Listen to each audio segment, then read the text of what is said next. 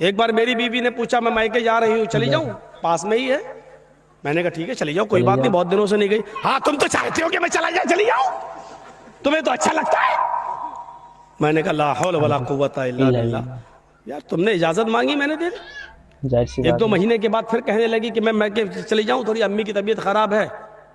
मैंने कहा नहीं अभी तुम्हें जाने की कोई जरूरत नहीं है, 2-4 दिन रुको, हम दोनों चलेंगे वो देखने के लिए। लो सही बोले। तो मैं तो आपके घर में क्या नौकर कैद होके रहूं? हैं? मैं जब भी जाना चाहूं तो आप भेजेंगे नहीं? नहीं मैं किसी में भी अब मैंने कहा कि ना जाओ तो कैद करके रख रहा हूं, और मैंने कह दिया चले जाओ तो क्या हो रहा है? लो तुम्हें तो कोई फिक्र ही नहीं, कितनी आसानी से कहती चले जाओ, इसका मतलब तुम्हें मेरी जरूरत ही नहीं। ये औरत इसीलिए का टेढ़ी पिछली से पैदा हुई है, सीधा करोगे तो टूट जाएगी लेकिन सीधी नहीं होगी। इसके नाज और नखरे को बर्दाश्त करना पड़ेगा।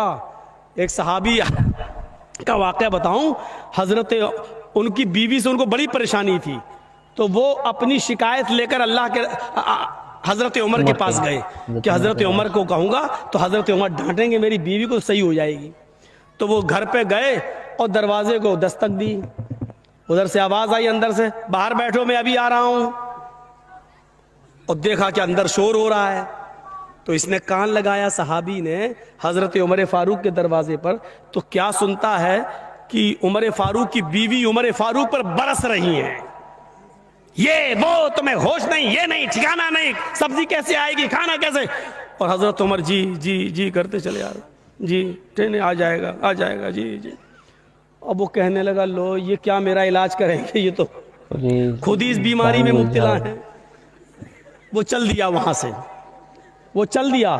थोड़ी देर में हजरत उमर निकले, उसको जाता हुआ देखा, ए हजरत इधर आओ, इधर। वो कहता क्या, इधर आओ जी।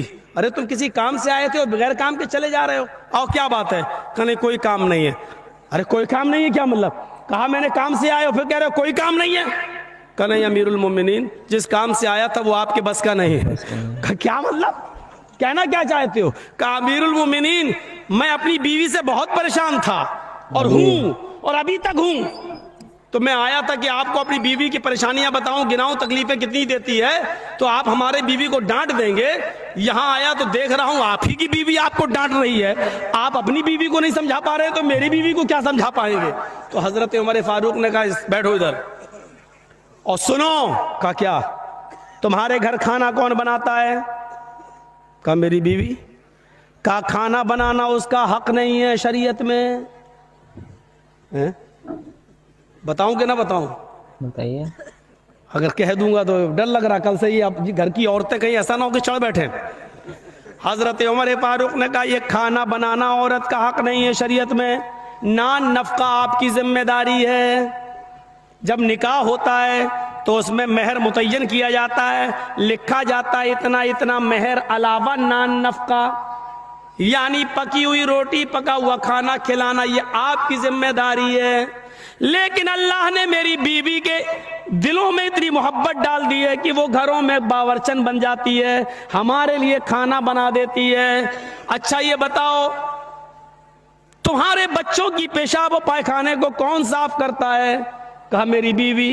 कहा ये भी उसकी जिम्मेदारी नहीं है, बच्चा आपका है, बेटा बेटी जो है वो बाप का कहलाता है, बच्चा पैदा हो जाने के बाद वो बाप का है, ये बाप की जिम्मेदारी है पेशाब और पायखाना करे तो साफ करे। लेकिन वो हमारे लिए बेचारी इस लेवल पे आ जाती है, हमारे बच्चों के लिए वो आया बन जाती है और वो उसका पेशाब और पायखाना भी साफ कर देती है।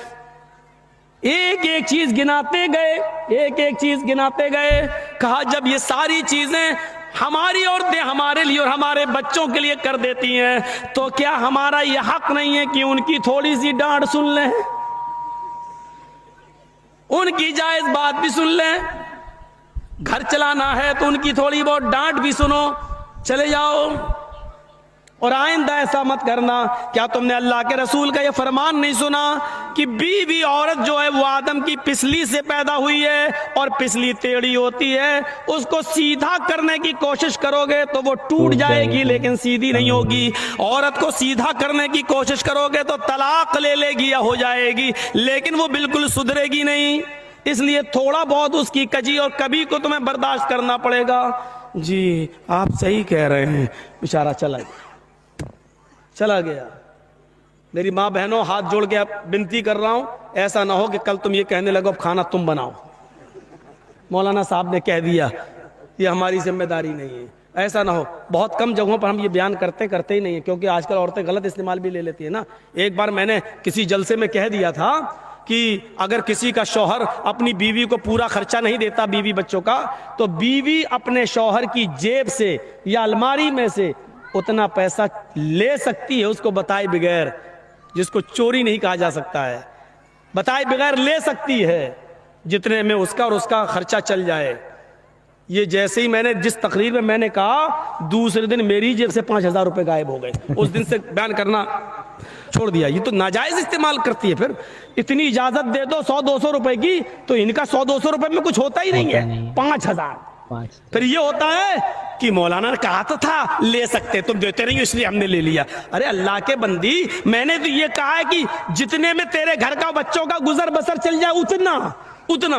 हाँ तो क्या हुआ, साड़ी पुरानी हो गई नहीं लाए, फेयर एंड लवली खत्म हो गई, लेने जाना है। और परफ्यूम भी तो ऐसे ऐसे आ रहे हैं, मेकअप के सामान भी तो ऐसे ऐसे। अब एक मेकअप चला वाटर प्रूफ, हमने तो वाटर प्रूफ शामियाना सुना था, वाटर प्रूफ हमने वो सुनी है, घड़ी सुनी है, लेकिन अब वाटर प्रूफ मेकअप कर लो, क्रीम पाउडर, उसके बाद चाहे कितना नहाइए धोइए, वो मेकअप हटने वाला नहीं है। पानी वो वाटर प्रूफ मेकअप भी अब चलने लगे, और ये चलाना पड़ रहा है, क्योंकि बंदरियां भी मेकअप कर लेती थी, और जब उनका चेहरा धुलता था तो आड़ी टेढ़ी की तिरछी निकलती थी, तो उनके बच्चे भी नहीं पहचान पाते थे। इसलिए जरूरत पड़ी ऐसे मेकअप की जो टिका रहे उनके चेहरे पर, इसलिए वो मेकअप बनाना पड़ा। अब वो बेचारी 80 साल की बुढ़ियां भी लगा लेती है, तो ऐसा लगता है कि हाँ ये 25-30 साल की जा रही है, 25-30 साल की। एक सही वाकया है, मैं बतला रहा हूं, भोपाल का सही वाकया है। बेचारी एक 70-75-80 साल की बुढ़ी, और उसने नकाब पहन लिया, खूबसूरत बूटों वाला, फूलों से चढ़ा हुआ, और वो नकाब लगा के जा रही थी, चेहरा उसका छिपा हुआ था, खूबसूरत बुर्का।